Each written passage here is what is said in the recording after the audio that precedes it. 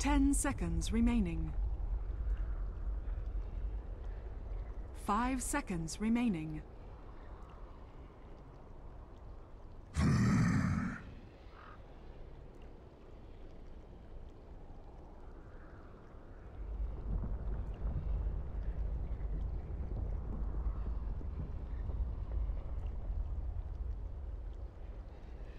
Hello guys, welcome! Where is it? There we go. Hello guys, welcome. MLG World Finals 2015, New Orleans. I'm Durka, I'm in the Berlin studios, I'm still in Germany. Got things to do over here, but we're going to be casting the B stream, the Bravo stream. So the group stage matches from day number 1. Not enough time in the day, but we do have the games covered over here. So we've got a couple of good matches tonight. LGD up against VP. The first one up, and we're heading straight into the draft after a few delays, a few little cock-ups here and there. We're looking good. We're looking good. And my co-caster, Scant, hopefully nothing else goes wrong, and we have a good series tonight. Yeah, I don't think anything else is going to go wrong. I have this feeling that we've gotten past that stage. We've had the 90 minutes of things going wrong, and speaking of delays, something that we were kind of talking about before the match started is LGD-Gaming, an organization that got into Dota 2 a bit late. I think they missed TI1, partly because they were playing Dota 1 and partly because their roster got kind of stolen by IG at the time. Since then, I feel like LGD has been like a fixed point of reference in the Dota 2 world for the last 3 or 4 years, as like always being that solid team. And usually this is the kind of discussion we have in the build-up to the international, but with the new major system, it feels like it's maybe appropriate going into a LAN like MLG build up to the first major. So Virtus.Pro, a team that's looked a bit shaky, I would say, recently. Didn't impress that much at ESL. Haven't had the greatest series since then. They've played 1 or 2 series where I think they split one and didn't win the other one that convincingly. Whereas LGD, who we also haven't seen that much from the international, but LGD, who in my mind are always this kind of point of reference as they're a solid team. 5 seconds remaining. Yeah, definitely. Like you say, VP. They've lost to Secret and what is now Liquid pretty regularly. They lost to IG over at ESL, and more recently in the defense, they drew against ATM. I think that's one of the big ones recently. The games looked a little bit. I don't want to say trolly, but it was definitely sloppy in terms of draft and execution. Things kind of went astray. Virtus.Pro, they've always shown that they can step up to the mark at LAN events. They're one of these CIS teams that definitely know how to flick that switch. So it's time to play seriously now. We've had our fun in the laning stage. Let's actually go and win this game. LGD, though, like you said, they've got the star players. They've got these guys that have been around for eons in terms of Dota anyway. But they have changed their roster a bit after TI, and we've only seen a couple of series from them after TI. Was it 1 against bo3 and 1 up against IG? And they lost the one against IG, didn't they? They did. They lost against IG, and IG's not been altogether convinced, to be honest, since the international. So that would be something that's worrying, except for the fact that LGD has made a habit when they form new rosters of starting a bit slowly, almost always ending up giving those performances that we expect from a team of the caliber of LGD. Also, I feel like if you look at the overall trend for the last 4 years of LGD, is that it feels like at TI2 they came 3rd, and they looked like the strongest team in the tournaments. They came 3rd, but they were phenomenal in the group stage. And then it kind of went downhill for them. TI3, they had that freak knockout against Liquid, 9th to 12th. TI4, even out a bit. I think they were, 5th, 6th. TI5, now they've come 3rd again. And so it feels like they're like... reverse empire. Exactly, yeah. It feels like that's what they're doing. And to be honest, if you look at the roster here compared to the roster they played at TI, it does feel like it should be improved. It feels like it should be even better. That team was just unbelievable. Sure, again, 3rd place, but in a extremely high caliber tournament. And Yao, he's such a cutie and one of my favorite players for a long time. I was sorry to see him go, but bringing in ROTK, the clown of Chinese Dota 2, the laughing guy, the shouting guy, the shouting god, I think is one of his nicknames over in China. The videos you get from people's smartphones and cameras when he's at LAN events of him screaming players down, it's pretty intense when he gets into the swing of things. But Tyler, if you talk about fixed sort of points of reference to, he's definitely up there with one of them. You think of the Morphling era, you think of Sylar, right? You think of hard carries, you kind of think, okay, Burning, Sylar. He's up there with the best of them, but he is the one worry I have for them in this patch. where things aren't fully focused anymore really around farming one guy, having him 1v5. You do need that little bit of flair from RTK, having maybe have his 2-role position 5 really seconds shine. remaining. DDC, a guy who people thought would be retiring after TI5, Reserve time. or even before TI5. I think he thought he would be retiring too, but that seems like a common occurrence in the Dota 2 world these days as well. I mean, ROTK did retire for a little while and then came back, and ROTK actually said that the reason he came back is he wanted to make a team with Maybe, and initially he wasn't able to do that. But he has, I think I was saying to you earlier, he really is the gel that brings this team together in the sense that he previously played on DK with MMY, he played on VG-Gaming with Sylar, he played recently on eHome with DDC, and maybe he's the player who he was, most interested in playing with this season, and now he's there with all these players in a team together. So I kind of have high hopes for this team. At the same time, Virtus.Pro is a team that has had the same roster, and we can't underestimate the fact that they've not had roster changes, had a really impressive run at TI, and I mean the way they start the draft even looks pretty promising. This is were you watching the other match while we waited for this one? PPD started his draft with the exact same picks, Darkseer and Ancient Apparition. Yeah, it's something that I was going to segue into as well. They haven't been afraid to really try things out and mess around with things in the patch, and I think it does have something to do with them, dropping games and maybe losing series to people. Is that they haven't taken, full grasp of this patch and the drafting style just yet, but they're definitely progressing in the right direction. I think that they've got a lot of skilled players. Lil and FNG over in the support roles and in the captaincy are absolutely incredible individuals, and Illidan, he tops the charts. He literally breaks records in that one role. And multiple heroes. He's absolutely ridiculous. But DK Phobos, I think really are the stars. DK Phobos over on his brother, his Clockwork, those long-range initiating heroes, even a Spirit Breaker if that's what he's going to be picking up. But Darkseer will be most likely going his way, and G, they rely on him so heavily. His TA, his Shadow Fiend, his Queen of Pain, all of these heroes he is so adept with, and I've seen him absolutely crush disadvantageous matchups where, just like people talk about Sumail, where PPD really praises, okay, we give Sumail a hero, he says he's going to win the lane, even in a matchup that he should be losing, and you know what? He wins it. Goes out there, he does his best, and best usually outskill his opponent. But I think that's a good overview of both of these teams. The draft we haven't really talked about too much. Lina, Quap, Wyvern, and Silencer all banned out. Respect to the Illidan 1-role Silencer, and there's the TA for G I was speaking about just now. Even over on the Radiant side, they do love to pick it up, especially against something like a Shadow Fiend. You can outlane a little bit. With the help of the AA, give the Chilling Touch at level 1. You can completely crush very early on. And then you can also farm the same pace as him. Biggest things against the Shadow Fiend, even if you shut him down in lane and you gank and you kill, actually keeping up to par with his farming speed. The one thing that a lot of heroes do fall down on. With a Templar Assassin, farming Ancients, farming jungle, you can pace.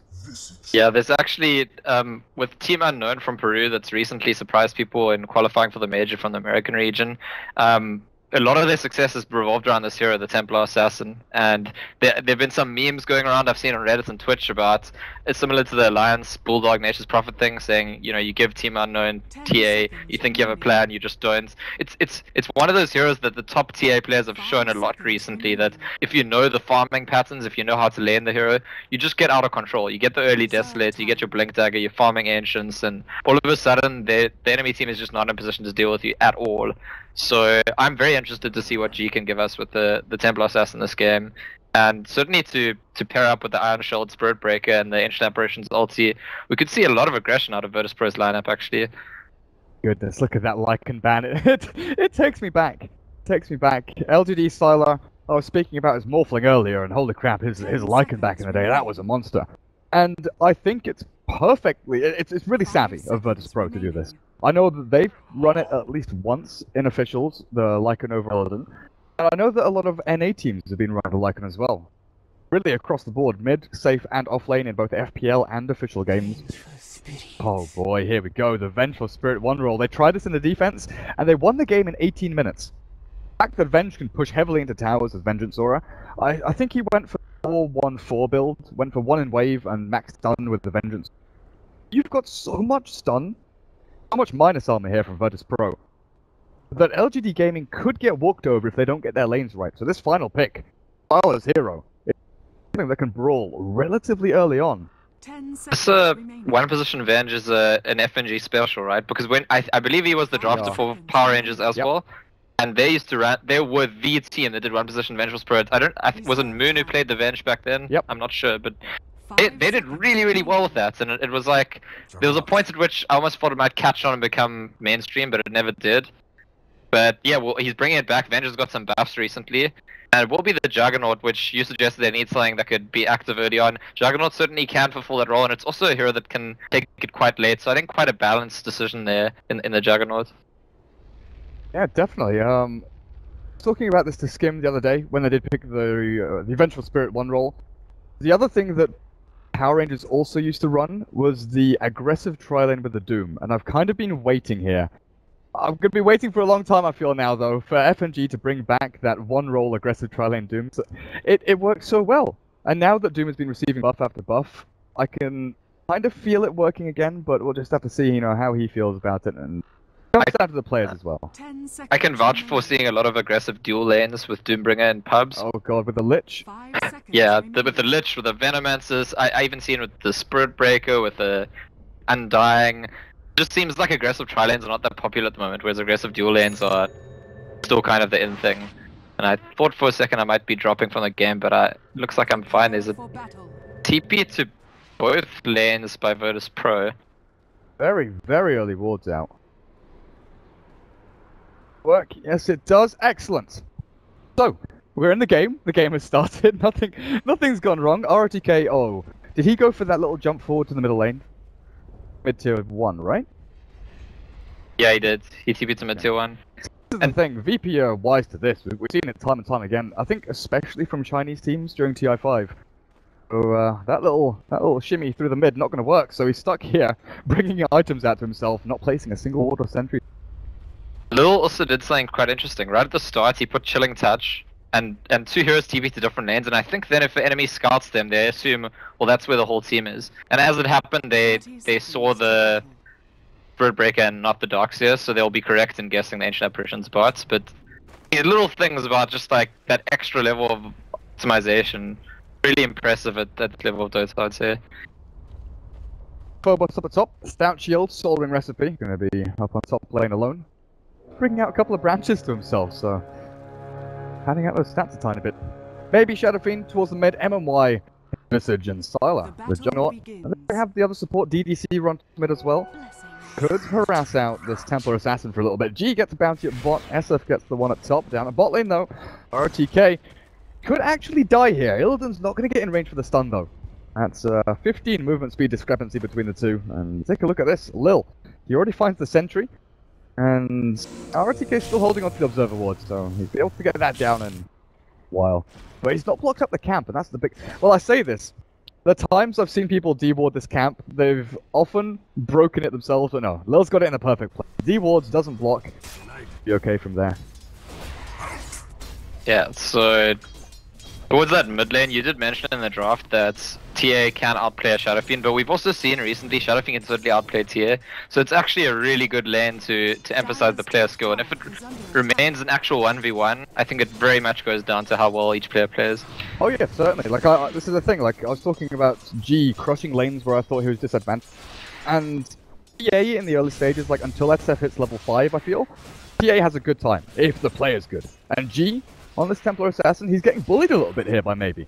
So maybe he's getting a really good start here as the Shadow Fiend, and once he hits 5, that's when the kind of dynamic swings, right? Shadow Fiend gets to level 3 raises, starts shoving this wave as hard as he can, goes back into the jump, arms that up, and that's where the gap really gets built up for the SF over the Templar Assassins. So FNG on this 4 spot, Mirror Breaker, gonna have to make Maybe's life a living hell a little bit by charging towards mid, but look at G, hit the side blades, damage down onto the Shadow Fiend, and that's where you want to be. Yeah, a big part of laning up against this TA is actually recognizing that when he turns on refraction, he's not invulnerable. You just need to position correctly to hit off those refraction charges without drawing aggro, and that's what maybe he's doing so well. He does tank some of the side blades there, but in terms of controlling G, I think he's doing a good job, and the lane's looking pretty even to me so far, which makes good sense considering they're both extremely strong mid players. Oh, we've got to pause. Nah, mate. Well, FNG stacking Ancients, so that's another thing to really look at here. The Dire supports have not started stacking yet. it is early days, you know. They're controlling runes up at top, making sure that no shenanigans happen up there. And Phobos, he's kind of lost a little bit out of lane. I think maybe even walks back to base to regen his mana up and walks himself back up top. But how's the bot lane going? Because Illidan in the 1v1 against Clockwork, RTK is going to be happy. Experience, getting a little bit of gold, a few last hits in there. He's 3-0. Oh, he's pretty chill down here until Lil on this Ancient Apparition comes in, Chilling Touch and Cold Feet with stuns. And now we've seen the change to that Cold Feet. It's actually kind of cool seeing people max that out. The increased range on it's pretty ridiculous to be fair. There's going to be a charge onto RTK, and I think there might be a... No G, he's got no refraction and he's dead! EDC comes in, they knew exactly how much mana he had. Bot lane, they've gone in, yeah, behind the tier 1 tower, down he goes. FNG with a final smack in. Kill a piece, but LGD, much happier with that trade. Getting the solo mid, giving maybe a free wave here, and also pushing into the tower. Yeah, it's interesting. I was actually only watching the kill Virtus.Pro made, and it wasn't even clear to me they'd make the kill because they tried to do the stun Cold Feet combo. The Cold Feet didn't actually latch well. RTK TP's back in and he's gonna die again. Oh man, the Cold Feet. He's gonna proc, he's got no chance of escaping. Does cogs up FNG, swats the aggro back onto Illidan. And he's gonna survive just about by the skin of his teeth. 13 health. Yeah. Previous time they killed him, the Cold Feet didn't actually freeze him, and they still managed to kill him. So with it freezing him, he's definitely dead. And it is one of those classic RTK pictures that we're starting to look at because RTK has historically been a player who often gets a lot of deaths, but he also often makes a lot of big plays. He's a very kind of heavy swing player. We know that one of his major roles in the team is captaincy, but as a player as well, he's very much like, even though he's not in the mid lane, the way people describe Cure is kind of feast or famine. I feel like RTK's got that in him too. Amount of times, you know, we've seen him playing even heroes like Viper, where he TPs into the middle of 5 heroes and it's like, where's my team? Where's everyone gone? Just gives away a couple of kills here and there, but yeah, I agree. He can make the plays or he falls flat on his face a lot of the time. Illidan, 19 last hits. Up there, the Juggernaut not faring well against this Iron Shelf spamming Darkseer. Yeah, so in RTK's defense, I don't think he's made any particularly bad plays in this game. He's died to a pretty brutal combo twice in a row. Maybe his TP was a bit too dangerous after the first kill, but you're not used to, as a Clockwork with level 3, having to be afraid that you can TP into the tower. But yeah, you were saying Sylar. I'm kind of interested that he hasn't gone Falling Blade. The Darkseer. Yeah, it's got to be a sign that he's trying to rush something or other, I think. Rush his boots, I guess? Yeah, I think so as well. I think that makes the most sense. Rush phase to maybe get onto the Darkseer and actually be able to kill him when Rubik gets the lift. Well, we'll see how things pan out from up there. G has died once, but we've seen these swings before. We've seen TAs once they hit level 6, you go and kill the Shadow Feet under the tier 1 psionic traps. So it's going to come down to the reactions of LGD. Rubik is a great reactive hero once you get TP up on him. So DDC, got to keep his eyes out, keep his ears open. But for maybe's calls of SOS when he needs to come in and TP. But you've also got to worry about the charge from FNG, who I think is going to deny himself to neutral. Lining things up Dash already. I would presume that in this game, pretty fair to expect that both TA and the Shadow Fiend are going to have a fairly large impact. Regardless of what happens in the lane, they're both going to be able to dip into the jungle. The Ancients, they're going to get decent item timings, and they're probably going to have a pretty big impact. I mean, obviously we can only speculate so much, but for me the more interesting point is the safe lanes, what the contributions come from, and especially this Vengeful Spirits. I mean, Vengeful Spirits is, we've discussed before, it's a hero that's not really been run as a safe lane by most teams, except for by teams where FNG is drafting, and to great results for him. And we compare it to the Juggernaut, which is a hero that very recently has started becoming back to popularity. It was hugely popular in 6.83. I've seen quite a lot of it in 6.85 now, but I'm still not quite sold on, you know, what its place is, how it's meant to be run. I've seen some teams pick it as a pushing hero, focusing on the healing ward. I've seen other teams try the old Mask of Madness build and mostly fail, to my knowledge. See, that's the one thing I was going to come to as well. I don't feel that build has a place anymore. And we've seen Era, actually. Era's been the player that has most success with Juggernaut, I feel, this patch anyway. And he kind of has these very noticeable power spikes, where in the laning stage, you know, he's just farming away the first 7 or 8 minutes, and then he goes to fight, he kills a couple of people, goes back to farming, he goes and kills, goes back to farming. To do with like when his items come up and running. like treads Dasher, go and kill people. Get the S and Y, go and kill people. And he often buys BKB on his Juggernaut, which is something that I think a lot of people kind of bypass because they feel safe with the Blade Fury. But the BKB is almost necessary in the majority of games, just to allow you to, you know, walk into a fight, get Omni Slash off, and then Blade Fury to escape. He uses Blade Fury more often than not than an escape mechanism as we get later on into the game. So Sylar, it's interesting to see where he goes with it. Okay. Yeah, it's also, I mean, even from the perspective of escape, assuming you're being ganked or something, it's, I don't know, sometimes BKB is just more reliable. BKB in a fight, you can be, even if you don't have Omni Slash, you can attack people. If you're spinning, once you're farmed on Juggernaut, if you're spinning in a fight, that's actually good for the enemy team. So like time that you spent not dealing serious damage. A farm Juggernaut might pose a threat to a TA if you're hitting the TA. If you're standing there spinning and she's just attacking you, you're like, okay, I guess I die now. Bye TA. There've been a bunch of DCs. I guess they're just trying to reconnect, see if they can fix the lag. Looking at the rest of the pick, just the cores, the draft from LGD is actually very kind of stable, old school Chinese picks, I would say.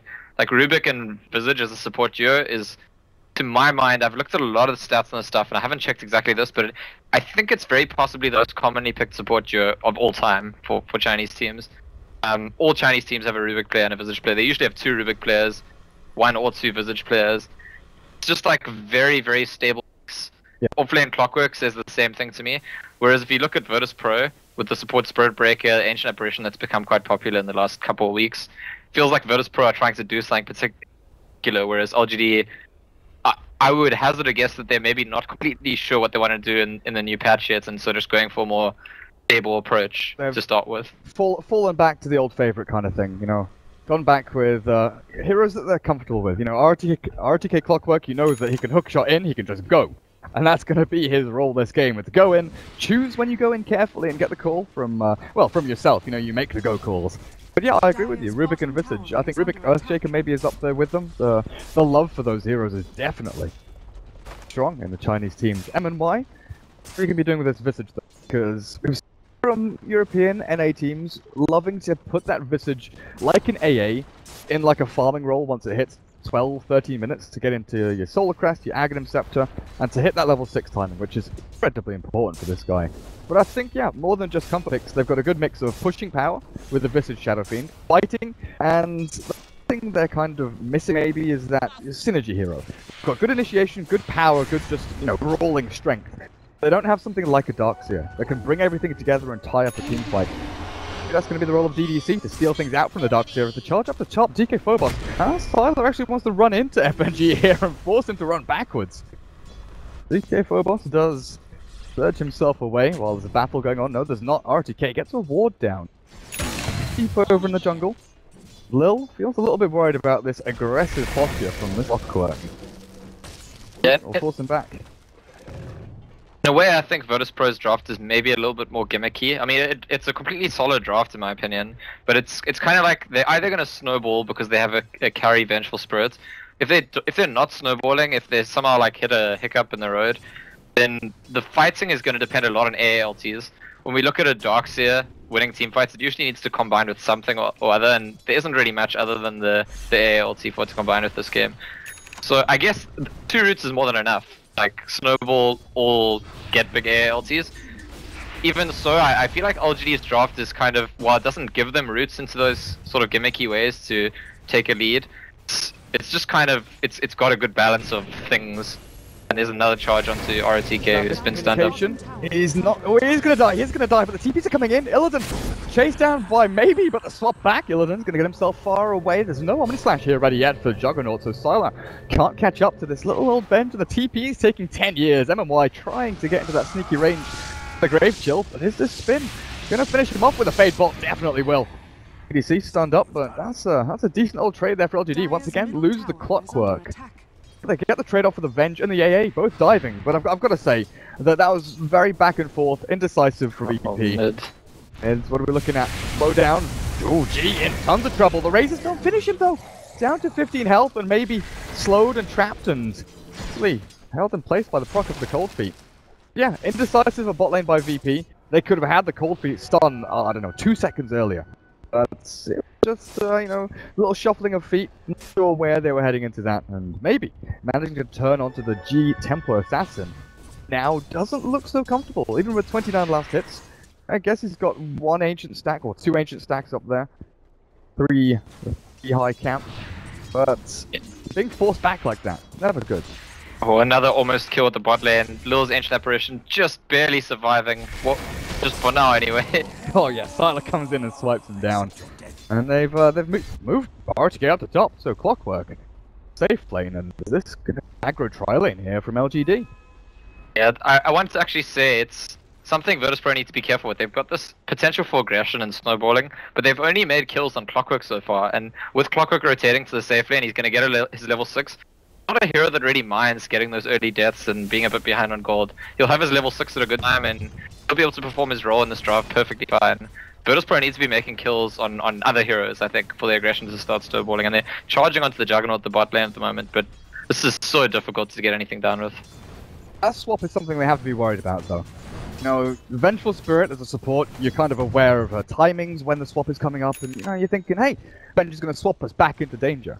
But Illidan getting this level 1 swap, but I think more importantly the level 2 swap much earlier, you really, you know, expect or have experienced just like this. Sylar, he's dead!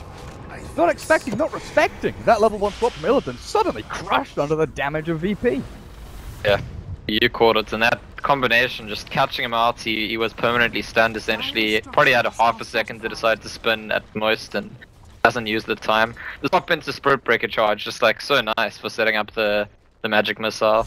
Because I was thinking, oh, you swap him and he's going to spin, whatever. But if you combine the charge, it's quite easy to actually get that lock. And I was talking about the need to get more important kills, and that's certainly one. While in the top lane, G is now under threat again, but sorry, I meant the top rune.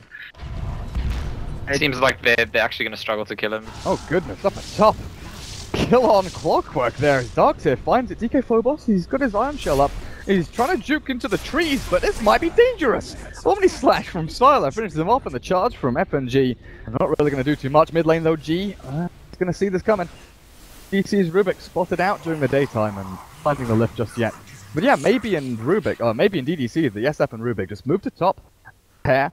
Said, hello G, that's our rune. Well, thank you for the bounty. You can start off now. We'll take this. You can leave. Yeah. Really in no position without supports to dominate the lane like he wants to.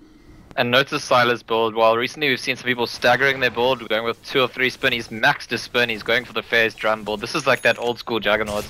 Back when Juggernaut was popular and people like Hervorst were playing it a lot, long before the Mask of Madness days ever came about. So this is like very much a early fighting Juggernaut. Yeah, long before the, 2-1-2 with build that was very popular during 6.83. I think Sylar was one of the people that really advocated and made that build popular, going for the 2-in spin. Just for the reduced cooldown a little bit, rather than the damage, but 4-in spin. Dire's top tower is under attack. Lil has been given bottom lane to farm himself up to level 6, which getting closer to. Take a look at who he's against. The off lane has become battle of the farming supports. Where are they going to? RTK? Just yet? Oh, another smoke gank, insane. Well, you've got the Clockwork level 6, you've got the hookshot ready. Why not try it? They probably know that G's farming Ancients. I kind of feel that VP are safeguarding the Ancient farming more than they're looking to go out and fight. It's actually Lil that's going to be the target here from the Dire. MMY is closer to level. Yeah, if you gank into Ancient Apparition, at least you're assured that he can't ulti into the fight from where he is, but he's actually, yeah, there's TVs in to protect him.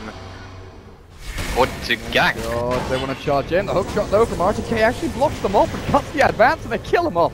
The Spirit Breaker gets demolished. That's a good swap. Illidan catches maybe, and with the damage, the Ice Blast will actually shatter him to death. Illidan in the middle of everything though, spun down and killed. As Lil, oh boy, Sylar, you don't want to go in there. G has arrived. DK Phobos is ready with a vacuum back, but it's only level 1 catches the Juggernaut only. And with the cogs pushed back, RTK not entering this one. Old finisher there onto that nasty little Darkseer as well. Again, not an amazing trade for LGD, but definitely one that they'll be happy with. Virtus.Pro didn't read that situation. I actually, when FNG TP'd in, I thought he read the smoke gank, was coming to defend. He was actually TPing in, hoping for kill. So that entire series of events started off with Virtus.Pro thinking they're going to be the aggressors. and they were outnumbered from the beginning, and it shows in the overall trade. They're level 6 Visage now, and oh god, RTK! See, this is the thing, he's walking into a Templar Assassin without any fear. TA with DD, 11 minutes in, and the RTK is he's going straight on in. Actually, looking at his build, he's gone for that Moon Meander build with the 4 in Rocket Flare. 1 point in Battery Assault though. Where's G going? Can you TP out of this? Probably not. Can you go into Mel? Yeah, you can, but after that, what happens? You die. You're dead. You're gone. I mean, base creators? No! Like, in other situations, sure, I know you're joking, but nothing was gained by VP. Illidan wasn't farming, no one's farming top, no one's farming mid, no stacks in the jungle being made. He was running around helpless while the rest of the team was spawning. It's pretty incredible by RTK. The way that the whole chase starts, he has no threat to pose to the TA at all. But just because he knows his team is all like closing in on the TA, he just runs after her and knows that if, eventually we're gonna get her, and that's what happens. We get there. How are we looking at net worth though? 4.9k on the SF. Seen what build he's going for yet? Because this is something that always interests me nowadays. It seems very player dependent. You go for like the Sanj first into S and Y, then BKB helmet. Oh, swap. Styler stunned again, and chain stuns into death. RTK hooks in, but maybe you find Illidan here. The 1-for-1 trade-off. Yeah, finish him with a raise. G. Oh god, the stuns out from the familiars. He's got no refraction. He's got a melt strike, but I don't know about this one. Charge through onto maybe. Wall is down, but it's again posing no real threat. Requiem trying to slow them, and Effigy has no charge left. The familiars are following, and with that final soul assumption, I'll get themselves another kill over near the Roche pit. Look at this, Lil against DDC. Lil is trapped in the Roche pit, but he turns to fight. Fade Bolt from DDC finishes him, and G, he's in hot pursuit. Hiding behind the trees, he still gets the kill. But we've seen this story before. Oh god, no. They know where he is. Melt strike, that's a good amount of damage. The RTK with the cogs down. He's dead again! Exact same position as last time.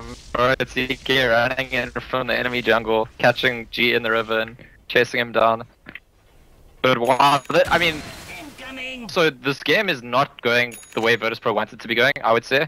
However, they're really doing well with that Vengeful Spirit Breaker combination, so for me that's already a positive for them. They've coordinated it so well every time, just swap into the charge, setting up the stun, making kills. Unfortunately, it seems to usually end up with either just one kill or even less, a kill and returns on yourself. If they could isolate heroes more often, that combination seems to be doing very well for them. Going back to what you were asking before the fight started, Shadowfiend looks like he's about to pick up something or other. I would say he definitely needs mech, except that there's an AA, so maybe he doesn't go for it. BKB I think it's... Yeah, it could be just a BKB rush, because I think he needs to be kitted up to fights, like, very early. Yeah, I'm like 90% certain it's BKB rush. So just the way he's saved, yeah. Yeah, he's not bought the... I mean, he could be saving buyback at this point, I'm not sure about that. But yeah, this is what I was gonna point out. It's very player dependent where you go with this. Roche pit, they're hiding here. Not sure you can take it though. But yeah, player dependent whether you go for the Sand first into S and Y BKB, or we've even seen players go like Midas into BK. Oh god, they are. Yeah, and Venge. I mean, Midas armor galore, and LGD have no idea. LGD do get a tower. They'll start to become suspicious now, I think, but I don't think they'll get there on time. Unless RTK can do something. Come on, buddy. He drops his TP. He's going in. It's picked up by Venge though. RTK is in pretty deep here with the Ice Blast launch. Not going to connect heavily onto maybe the trail is there. Now the Nether Strike, maybe drop it low and killed off in the wall. RTK retreating out, but he's got no mana. He's swapped into death. Finished off, but Illidan loses to the Aegis. Sylar on the retreat. RTK still alive somehow. Taken out by a Dark Tier Illusion. And LGD, they're losing heroes left and right. They lose the Spirit Breaker and the Aegis, but that's it. Yeah, I think LGD probably shouldn't go in. I mean, once Roche goes down, they don't... It's not clear to me that they... I mean, sure, they were ahead on kills, they were a bit ahead on gold. It's not clear to me they're sufficiently far ahead enough in the game to feel like the enemy team plus an Aegis, yeah, we can just go take them on. And especially the way they need to initiate, with the clock going in from one side, everyone else running in from the other side. If Shadowfiend had his full BKB, completely different story. But with him sitting with the Ogre Club plus 2,000 gold in the bank, I think they were asking for trouble, and trouble's what they got. They did get rid of the Aegis, so at least that won't be there. And something interesting I noticed when they did get rid of the Aegis is that Vengeance Aura actually goes onto you for that like 4-second duration while you're waiting to respawn. Oh really? Yeah, so Juggernaut had like the aura on him for like a couple of seconds while Vengeance respawning. Dire's top tower is Now, under attack. RTK 05 and 9, his item progression, it's been stalled a fair amount. He's got his boots, urn, wand, and bottle. You know, the net worth isn't that bad. It's not awful. It's not great when you look at it in comparison to the Darkseer, who's sitting on mech, arcanes, and soul ring. Definitely not up to par. And then Lil, Midas on the AA. This fight has given such a massive bonus for the net worth of Virtus.Pro. Yeah, they take away a 3,000 net worth lead of LGD. Bringing up to about a 1k lead of net worth of their own. Templar Assassin has Desolator done. LGD lose their top tower, but they have stolen one of 2 stacks from the enemy jungle in the meantime. I do think that previous fights, if Shadow Fiend has BKB, it's completely different. And I'm sure he's about to be at BKB. I'm sure that's where he's headed. About how they kill him if he has BKB. It's basically just Venge and TA attacking him. Darkseer has damages all spell damage, AA has damages all spell damage. Even Venge has a nuke involved. Spirit Breaker sure he can disable you, but they're charging onto him, but he's gonna get out. So I think a BKB is a very big pickup on Shadow Fiend. But ultimately he wants to use it. He wants to, you know, LGD want to actually win a fight off the back of a BKB. They don't want to just get the BKB and then carry on farming, because it feels like the farming trajectory is actually negative for them at the moment. I wish there was a way to see the range. Oh, there we go. I'm just wondering if Illidan was level 11 there, if they could get the time. Probably a long shot, but I bet he's wishing he was level 11 just to give it a try on that Shadow Fiend. Maybe they could have caught him. Still sitting at level 10.5. He's hit level 11 now, and this is where things get super spooky. Is that level 2 swap? Because you didn't expect level 1 swap when he hit 6. The level 2 swap is even scarier, 18 minutes in. Wow. Have you seen that Sylar picked up a Shadow Blade? Yeah. This is very, very much one to fight into Virtus.Pro. That's what I think. This is definitely an offensive pickup. He didn't buy Shadow Blade so he can like try and safely split put out. Maybe gets his BKB off here. The Ice Blast did miss, but G still wants in. RTK still forward, but that's just to stall up the fight a little bit here. The VP Squadron, the Hordes are amassing up on this top lane, and that Melt Strike actually splashes back onto MMY. RTK dragged back into his own demise. Maybe. He turns back in, he tries to wreck, but that vacuum ball catches them all. Illidan, he's in the thick of things, he's got the damage output, and G on that back end, crushing them all, cruising through every single player. Where is Sylar? Oh, there he is. He gets a kill.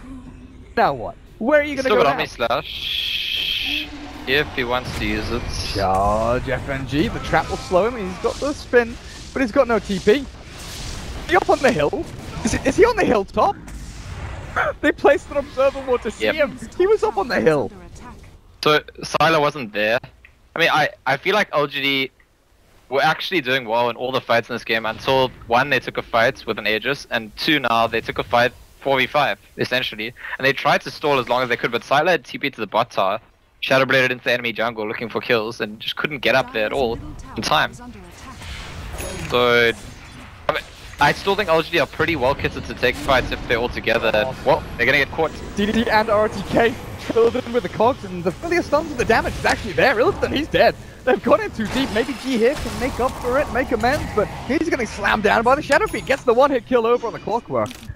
G. Ooh, no, that's not gonna work, is it now? Force out maybe his BKB. Looking to chase to find more. Honestly, I think LGD are like extremely well composed to control this game. They the game they're planning to play. As Sylar runs ahead in his Shadow Blade into the enemy jungle, and this time I think he does find Lil. He's got that Omni Slash. Oh, he's gone the other way. Back, the creeps are here though. Look, Lil, no, walk into the creeps. Hide in the creeps. Oh, Sylar doesn't want to go for it. He's already made up his mind. Potential numerous heroes behind the tree. What I was discussing earlier, sure, Juggernaut spin becomes irrelevant later on. For now, level 4 spin is really strong, plus SF BKB, and there's limited amounts of ways to deal damage to the Juggernaut and Shadow Fiend when they spell immune. And I think that if ROTK in a fight plays well with his hook and his cog and his battery assault to control the TA or the Venge, all of a sudden Juggernauts and Shadow Fiend just are monsters in those fights. So even though the games look very back and forth, I think we might build up to a fight where both teams are fully prepared. And if LGD execute correctly, I think it's going to be actually very, very difficult for Virtus.Pro. Yeah, there's some potential. Actually, DK Phobos might have a Blink Dagger now. In which case, there's some potential for that vacuum wombo combo. Outside of that, I really think it favors LGD. Well, yeah, we saw pieces of it from LG, right? We saw the clockwork hookshot, and the cogs with battery assault was good. It split them up completely. It allowed LGD to back off and then retake a fight. It was just that their fight wasn't really well conceived. They didn't have all their heroes there. They didn't have the setup they needed, and it was just vacuum wall from DK Phobos. That counter initiation really worked against them. This Virtus.Pro, G is hiding up by this tier 1 up at the top. Overward goes down from LGD, scouting out for, like, where are VP? Where are they? No idea. They're smoked up by their bot tier 3 and they're charging forward. Yeah, so that was a 5-man smoke from LGD. They would have liked to kill, but getting an ancient stack and then blocking it, pretty good. And early on, they actually stole stacks from the enemy jungle too, so LGD have been pretty good to shut down Virtus.Pro economically. Well, Virtus.Pro look like they're going to force the issue here. Now the line has been drawn by RTK saying they're coming up this way, they're coming up this way, and G was actually being told by his captain to go that way as well, but this smoke is going to come to nothing. LGD hold the higher ground strategic advantage. Virtus.Pro, I kind of feel they want to take this one big fight before the next Roshan. They want to win a fight, take Rosh, and then push one of these tier 2s. Because what's standing between them and FaZe, RTK, he's gone in deep here, but the swap back, Lil. Saved by Illidan. Illidan put himself on the front lines. I'm not sure about this, but Omni Slash. RTK is dead. Where is the Juggernaut? Where is that Juggernaut? In the thick of things with his spin. Nothing happening just yet. In the back end, though, is G. Slammed down by the familiars. He's healing up with the regen rune, though, and Refraction is up over on the side. Silas caught in the middle of all of them. Illidan with his damage out. Put an MMY. Stuck him in the middle of 4. And 4 is the number of LGD heroes that are dead, down and out. Yeah, and this is a big advantage that the Virtus.Pro do have. I've talked a lot about our LGD.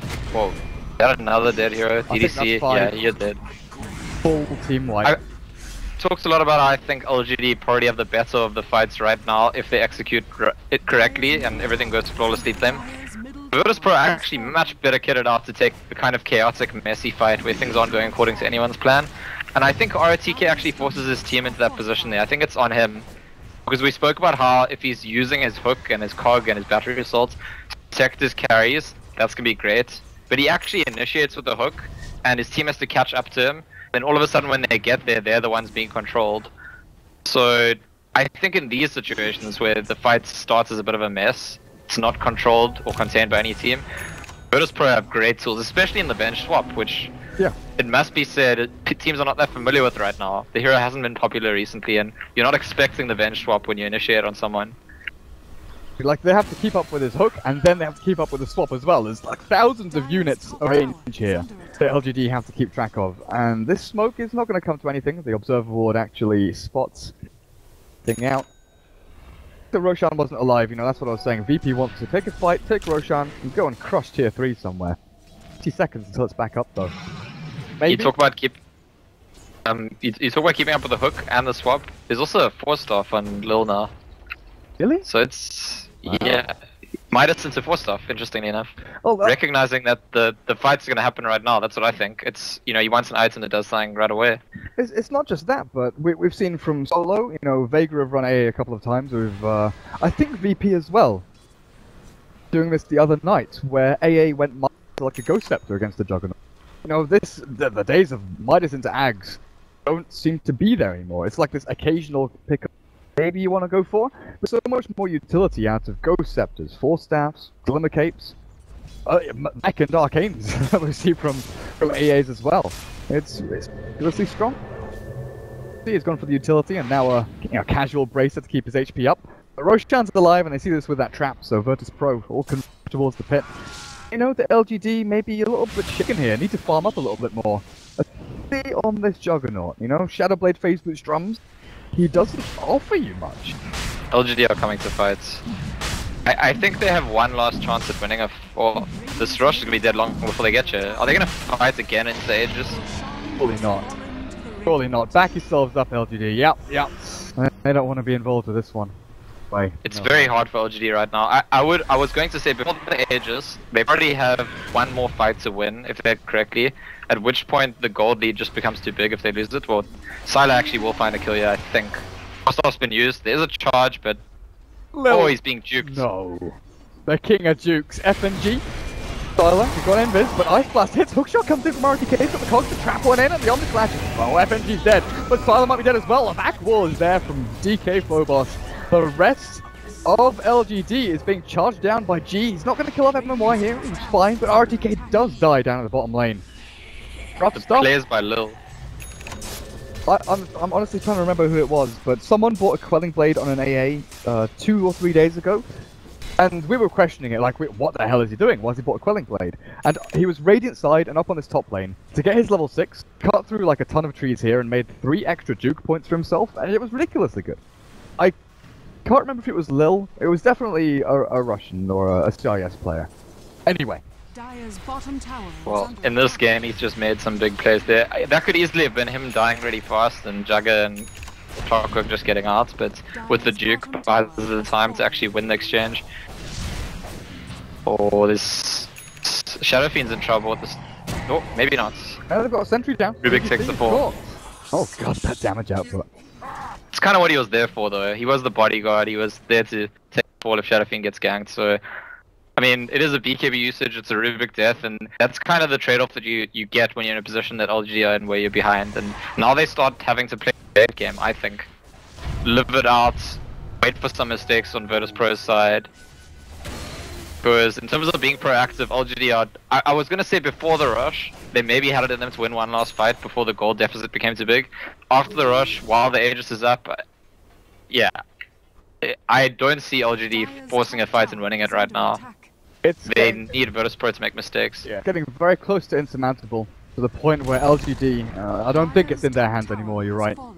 Come down to Virtus.Pro, you know, they've done it twice or so in this game where they've gone that little bit too deep, feeling a bit cocky in there with the kills. Illidan swap is usually the thing to start things off. RTK, he's eyeing this hook, but it's Illidan who swaps in the illusion. Good bait out by maybe, and now they jump in. Hookshot on down for G, but good full snap back. DK Phobos! The vacuum wall catches the wall. Omni Slash is going to do a good amount, but it's not enough. Sylar's on the retreat already. They're going to chase him down. They've got no vision of him though. Just yet as he Shadow Blades away. Now G, KB is used, as well as Illidan's. So they don't have any more magic immunity onto high ground. A little unlucky there by LGD, because if Sylar's Omni Slash had hit the Venge one more time, I think he would have gone down. He was really low in the thick of that fight. It was actually very well played by maybe. They hadn't. I don't think the Manta had been revealed, so the first time the Manta's used was just to bait the Venge initiation. And I don't think Illidan will fall for that again now that he knows there is a Manta up. D. Keep going, buddies. They know where Illidan is. Be able to catch him in time though. Illidan has no TP. What's the catch power? Hookshot's up. I could find this Vengeful Spirit, and Illidan is walking exactly into the position I think he is. He turns himself back around, but that's it. Okay. Found a nice pick off there, and they should get this tier 1 tower up at top as well. FBG has something to say about this though, as FNG is up with the Ice Blast forward. G, you gonna jump in? No, just Illusion's caught. No heroes, and that's collateral. Venge is actually... Well, it gets denied, but it's, again, in LGD's position, when you're behind in the game, power going down is more important. The fact that it gets denied is maybe secondary, and I think the Venge is actually such a key pickle for them if they can make it once or twice more. Because even though there's Sonic Traps, there's Charges, there's Darkseer Blinking Vacuums, I honestly think the Vengeful Spirit swap is the main kind of disruption that they've been struggling to deal with all game long. Even early on in the game when LGD were doing a bit better than Virtus.Pro, it was always those swap ganks that was throwing them off a little bit, and I just feel like the Venge swap has kind of got, you know, taken them by surprise maybe, caught them unready and just forced them into strange positions all game long. So whenever Venge is dead, LGD will feel a little bit safer about position. And speaking of swap, by the way, DDC actually has a level 2 swap that he's stolen. Okay. Now, with the Glimmer Cape, so I mean, you might want to use it offensively. This is the thing. How do you think it's going to be used? Does he use it offensively initially, as like the opening spell, or does he wait for Illidan to swap and then? Oh goodness. Oh. Yeah. What was he doing down there? I don't know, but he just died to 2 support heroes, which is not what he's hoping for. Not great. But yeah, do you think he'll use it on Illidan when Illidan swaps in? So, you know, make him go further, deeper into the base. Try and use it on the hero that Illidan swaps out. There's quite it's about to run out. Oh. It's about to run out. That's So too bad. he's not going to use it, is the question. Yep. I was gonna say, swapping someone in to Omni Slash is pretty legit, but Juggernaut's dead, and now he just lost the swap, and... Actually... Yeah, Sylar has buyback. I wonder if Virtus.Pro feel like they can force it. LG with a blink crit. No Aegis. That BKB up and running though. Lil. Closer to his Aghanim Scepter. The fact that FNG nearly has BKB as well. I think this is just a soft push, if you will. You know, I don't know if they'll dive tower. Oh god, yeah they will. Yeah they will. It's VP. Who am I kidding? Back to back. Not going to work too well with the Ice Slash flying out, but they've already done the damage. There's no initiation tools here from LGD really to throw out. They've already lost their tier 3. Catapult. Finish off the job, matey. Sylar, you've got no way in. And Hookshot. Pretty incredible. Somewhere in there. The same thing happened. Sorry, the same thing happened actually when the first time Virtus.Pro pushed the top lane. Like all 10 heroes knock heads against each other and nobody dies. That's the second time we've seen that in this game now. Stuff. This is without mech. Well, this is without mech on the dire side. There's Greaves over on DK Phobos to keep them up and running. Next Roshan. Find out in about a minute and a half when that's up and running. No. Defended. LGD defended high ground. That's when there's no Aegis on the Radiant side. And next one. This one's Aegis cheese. Well, I think that even if they feel at a deficit, even if they feel that we can't fight, we feel a little bit weak in our heroes, and we don't have the same strength and power that VP do. Contesting next Roshan is going to be of vital importance to winning the. It's going to be one of those things again where maybe it's not going to be the most move, not going to be the safest move, going into the Roche pit, but staying on your base isn't going to be the game-winning move. I think that we've spoken a lot about AA, Darkseer, Venge. We've spoken about basically every hero at length except TA recently, and there's another kill on Sylar coming up, I think. Yeah, he's dead. He is very, very dead, and not really pickoffs that LGD can afford to incur at this stage. What I was gonna say is, if you look at TA's farm now with their deadlifts completed, it's the only hero you can worry about it if you're LGD. I mean, you need to worry about other heroes, but if you're not worried about the TA, she's gonna be two-shotting people left, right, and center, and it's such a horrible situation to be in where you're worried about the Darkseer catching you, the Venge catching you, the AA ulti, the Spirit Breaker catching you, and also there's a hero that two-shots all the people in your team. RTK on the side. Oh, the swap in maybe gets his BKB off. The Ice Blast will land onto him, but he's down to half HP already. Can't really fight through this one. Gets the Requiem off on the back end, and they kill off Clockwork. He's done for. He's got buyback, but look at that Sylar. He's rushing through, charging in, looking for an Omnislash or something, but they know what's happening. They've got a sentry down, and they see everything. The back at the wall, they've caught them all again. MLG running back for the charge through. Actually, gets themselves stand up by the familiars, but Sylar and maybe they're on the back end now, looking for a kill onto FNG, which they'll find. G makes short work of the racks and just blinks himself away. Once again, Pro and LGD, they clash heads. 2 buybacks forced though on LGD, but very few casualties until now. RTK, where are you going? Oh, DDC! He had the swap and he gets tilted. He's got swappers again on himself, but he's not going to be able to use it. Ridiculous stuff going on. How does DDC still swap again? Chase with the Omni Slash. Sylar just wants to use Omni Slash. I mean, how many times has he actually used it this game? Oh, he's gonna get it now. No, yes, no, trap slow. RTK has caught one over to the side. Lil pushed back and pushed back by the cogs. And with the battery assault familiars there. Oh, what? He says goodnight, ROTK. They lose Lil, but oh my goodness. Damage output from the Templar Assassin. Yep. Yep. And Sylar yet again does not get to use Omni Slash. I mean, this whole game we've seen him just dying before he can use it, or he used it once in that top fight. They're hoping to get the rush as a result of winning this fight, but rush won't be up yet. Fortunate for them. There's actually, yeah, DDC is stolen not just swap now, it's level 3 swap, so it's actually pretty terrifying. Like, when you're in this position where you're so far ahead, like Virtus.Pro are, one thing you don't want to be up against is a level 3 swap, where all of a sudden you can be just a bit out of position and you're very out of position. Suddenly, you're mid-tier, mid-tier 3 or something, you're back into the fountain kind of thing. Well, MMY, picking on his Aghanim Scepter, but Lil, he's got his Ags already done. While Shiva's Guard for TK Phobos will be coming up soon. We've already seen Templar Assassin Daedalus with 3.3 thousand gold saved up in the bank. Scary, scary stuff. While you're looking at the Shadow Fiend, a hero that, you know, every game we're looking at saying SF needs to be at the top of the net worth board, needs to be out farming, out CSing his opponents, and, you know, have a 3,000 net worth lead at the minimum over his counterpart, right? That's what we kind of look for in a Shadow Fiend that's winning or breaking even. Being It's ahead rush of again. Opponents. It's rush again. It's the swap by Ruben. Ilden swaps him back though, and with the BKB up, it should be okay. Ice Blast into the vacuum. That crush. This is demoralizing for LGD. They're all walking back through the wall, and that's it. They've got no buybacks on these heroes. Sylar is trying to spin himself to victory, but they're on the chase. They're hunting him down, and with a one melt strike from G, makes short work of that juggernaut. LGD. That's it, I think.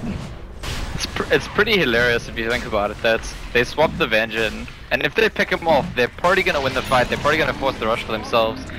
But like, hello, you stole that spell from me. I've also got it. I'm gonna swap you back. It's just like funny the way in which the gank doesn't work. That the skill you stole to set the gank up is what counters you.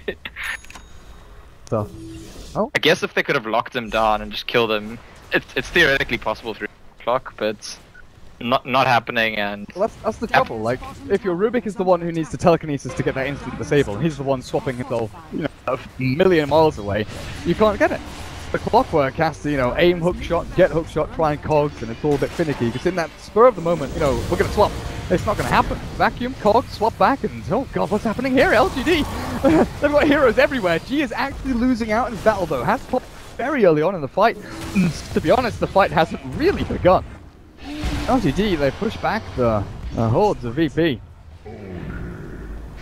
TK did some pretty good work there actually. He caught FNG in Mug, and then Illidan kind of panic swapped him out, but then Illidan was stuck in the cog. But actually G was fighting all on his own for a long time in that fight because everyone else kind of messing around trying to deal with the cog. We've got another go here. Illidan still has Aegis. He'll swap in 4 seconds time, and I think that's what he's looking for now. Vision up onto high ground, they're pinging it out. Hang on a second, he's stolen a catapult. Swaps back maybe, and he's got no BKB for 3 seconds. They're going to jump into the middle of everything though with the Ice Blast. Not on the mark again. MMI does get hit and finished off, but Illidan loses Aegis. RTK run out. Sylar, oh, the back through, maybe can't Requiem. He's going to get it off now, but it's too late. Illidan, way, you're stunned up by something. And with the Requiem now, they'll get the kill, maybe. DDC gets the telekinesis onto FNG, and the fight is actually going the way of LGD. The hook shot onto G now is going to get them another kill with a fraction of meld. They still see him. They get that one. How are LGD holding on? Scant, how? Is under attack. I mean, Virtus.Pro's initiation there was really bizarre. And initially I thought, wow, this is like next level genius, but in retrospect I don't, because Venge actually swaps the Shadow Fiend to the low ground. And then the rest of his team like jumps in. Spirit Breaker charged in the back line, Darkseer jumped in, air ulted in. Exactly that, yeah, that's where they're all picking now, saying, look, this is what happened, guys. Because I think if they swap SF out and just all go on SF, like, fight over. Yeah. Game 1 kind of thing, but maybe trying to be a bit too clever about it. Either it's a miscommunication or just trying to be a bit too ambitious about it. I want to say, actually, Virtus.Pro is something that's been really commendable this game in their approaches. They've been quite excellent, really, at jumping in, initiating, getting a kill, and pulling out. Something that you don't see from a lot of teams. Usually when you initiate successfully, make that first kill, you want to just go for more kills. And they've been really, really good at going in and out and in and out. But we saw those fights where nobody died 2 pushes in a row.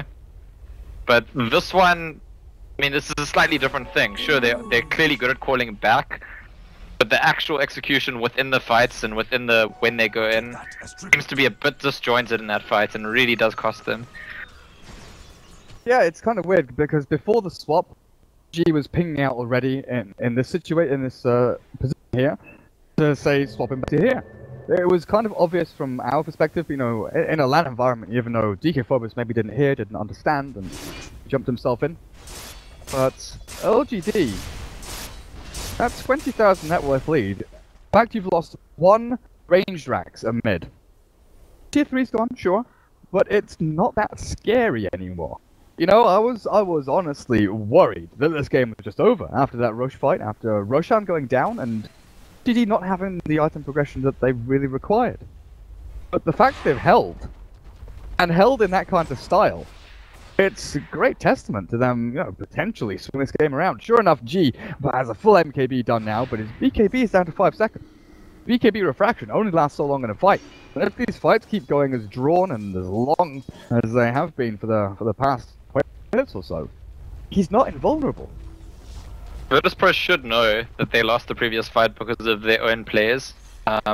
Whether or not that'll mean they're confident enough to go again, or whether they're happy to sit back and farm and get the next rush, I'm not too sure. They've quite easily gotten the rush every time this game, mostly just because of how quickly they kill it. Despite being Radiant side, managed to get into the pit as Rush is alive and take him down instantly. And I think that'll be a big point of contention for this game. I think that, you're saying LGD aren't actually completely out of the game. I think I agree with that.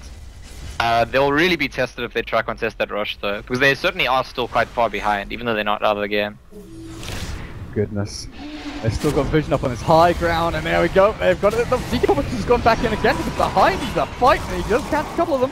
Hook shot not going to make a difference here. Silo spinning to get his little butt out of there. But now, Seraphine dead.